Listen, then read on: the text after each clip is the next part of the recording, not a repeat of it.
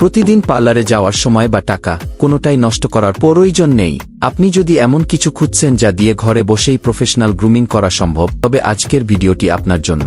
আজ আমি পরিচয় করিয়ে দিচ্ছি কেমেইকে M654 অন মাল্টিফাংশনাল 3-in-1 গ্রুমিং ট্রিমারটি এর সাথে। এটি শুধু একটি ট্রিমার নয়, এটি একটি কমপ্লিট সলিউশন।